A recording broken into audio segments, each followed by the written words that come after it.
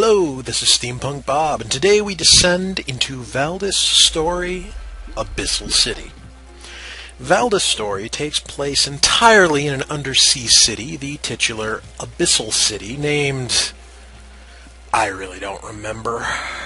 There are 4 playable characters, according to the new game character select screen, but only 2 are unlocked from the start. Though a look at the store page implies that these 2 characters aren't actually released yet and will be patched in later. We have Rena, some kind of mystical monk lady, and... it's our old buddy Jacket, the main character of Hotline Miami. I mean, pretty sure it's him. This guy's a more detailed graphic, and he seems to have lost his mask somewhere, and he actually has dialogue, but everything that comes out of his mouth is generally about how he wants to murder everything he can stick his sword into. His reputation means that as soon as you come in contact with demons or angels, diplomacy is not an option. Once they realize who you are, they know it's a fight with implications beyond death, as our buddy here is willing to slaughter them wholesale without hesitation, then stuff their souls in his pocket to trade for snacks later. Valdis' story is sort of a Metroidvania that leans more toward the Vania half, as in Symphony of the Night. You wander around, explore, fast travel back to previous locations with new ways to gather stuff, as well as stabbing things in the face until you level up, so you can more effectively stab things in the face. I say stab, but after several hours, I learned that our buddy here gets bonus experience fighting with his bare hands.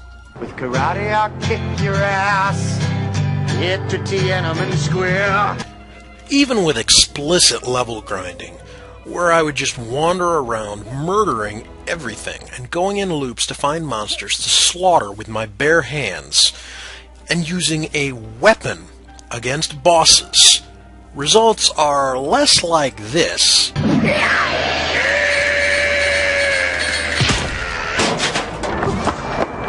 and more like this.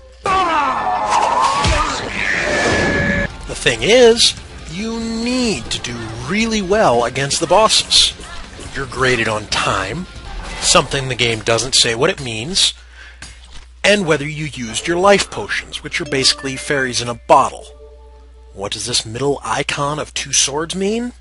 I suspect it's how much damage you took, but the game doesn't tell me.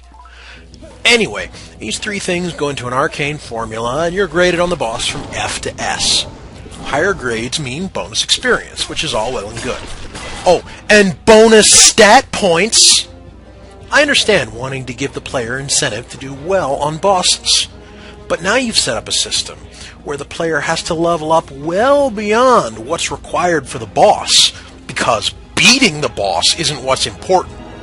No, it's dominating the boss, giving him a wedgie, and taking his lunch money. Missing out on these points earlier weakens you for later bosses, which makes it harder to get good grades on them.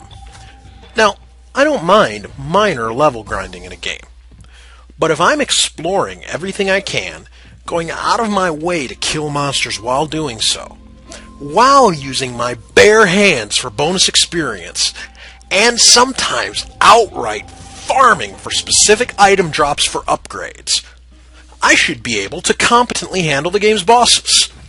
Level grinding is, for the most part, not fun. Note to game developers, if I can divide your game into the fun part and the other part, get rid of the other part! I already have the other part in my life. I call it not playing your game. In another issue I have with the Metroidvania elements, so far, almost all of the active exploration abilities I have are specific magic spells. That means that I need to either have these exploration abilities in my spell rotation at all times, or keep switching between spells. There's no penalty for switching spells other than it being tedious, but it feels better when my choices aren't tied down. For example, Guacamelee.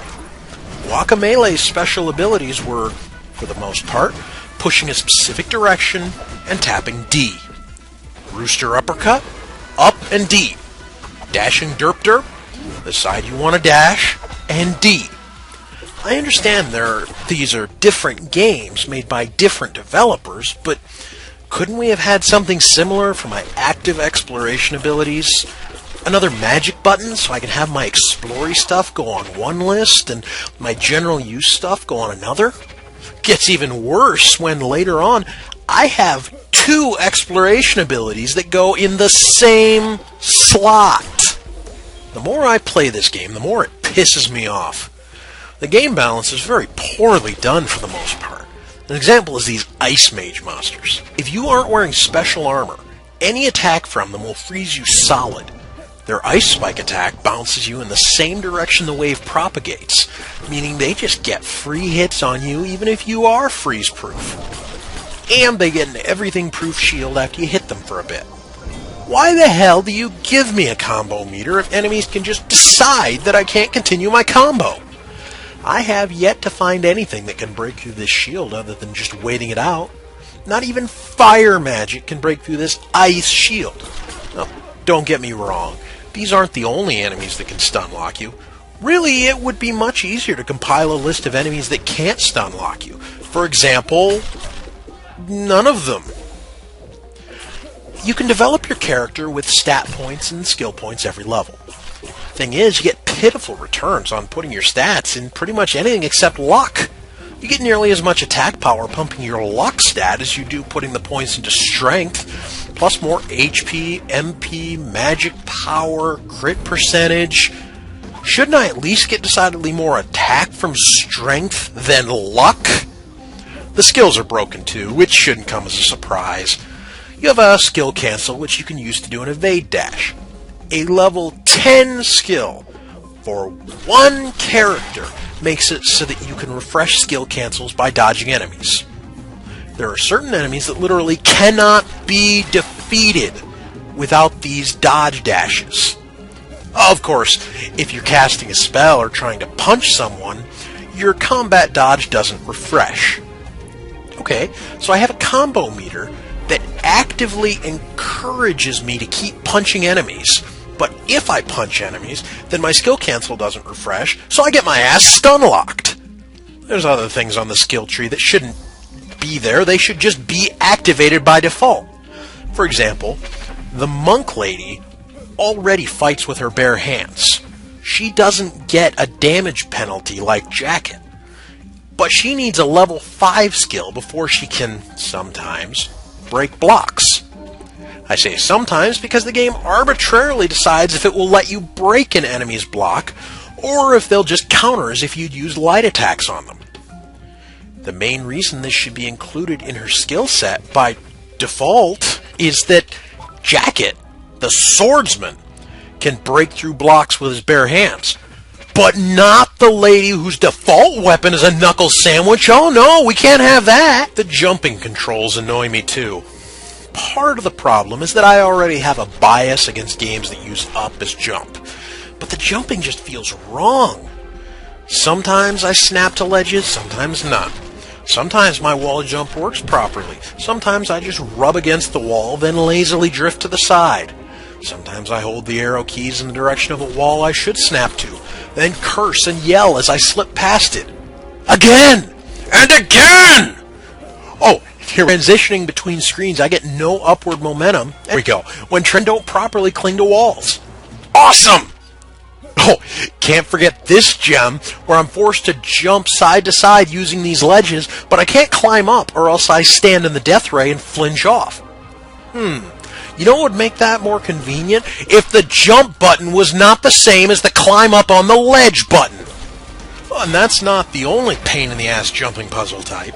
Its far more common cousin is needing to hit switches to open areas somewhere on the current map screen. It's not like the game tells you where, and it's not like you have the ability to shift your view at all, which, as a side note, makes it very irritating when you have leaps of faith in your difficult platforming puzzles. But I digress. Then you need to hit switches behind the doors opened by these previous switches to hopefully get to something marginally interesting. The longer of these can be up to 45-second long switches. But if you fall down the tower you were climbing and can no longer succeed, given the very small margin of error given to you, you have to stand around and wait. You can't just interact with the switch to make it reset the timer. No, you just have to wait. You can go to a different screen and return, but that makes any enemies come back to life, and it's quite possible the previous screen was locked with a similar puzzle, making it a better use of your time to just stand around for 30 seconds. Yeah, that's gripping gameplay. Here's a late game boss. He has a wide variety of magical abilities. For example, he can summon an evil vortex to shoot dark lasers around the battlefield. He can throw these blobs of dark magic around. And he can use the sprite of a completely different boss sometimes when he blocks. Oh, and the story. How did I forget about the story in an RPG? Maybe I forgot because I fell asleep anytime characters tried to exposit anything. The only marginally interesting thing in this game's story is that your enemies are both angels and demons. Whoopee! It's not like they're actually different in any way. It reminds me of that Dante's Inferno game they made a few years ago, where you could condemn or redeem monsters with a QuickTime prompt. In the end, it just boiled down to punching monsters in the face, or punching monsters in the face with a cross in your hand. Here, the only difference between angels and demons is the color palette they tend to use and what magic spells they're weak to. One singular positive for this game. The graphics aren't bad, and the boss music is awesome.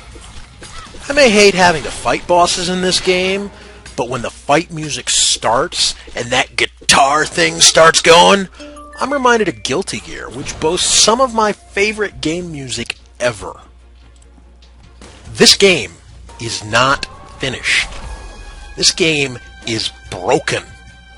Remember that game design bit I mentioned before about dividing your game into two parts? This game has a problem with that, and not the one you may have inferred.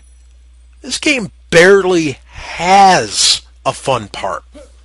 This has easily been the most brutal sit since I started this show. There's some interesting ideas here, but it's just such a mess that there's no point in fighting with the poor game balance, iffy jumping controls, and a main character who would fit in wearing a rubber animal mask and murdering Russian gangsters with a drill. I may keep an eye on this game, see if it improves with patches later on, but every time I start this game up, I start dreading the experience. For now, I've earned a few shots of whiskey. Or did I mean bottles? Anyway, SteamPunk Bob, out.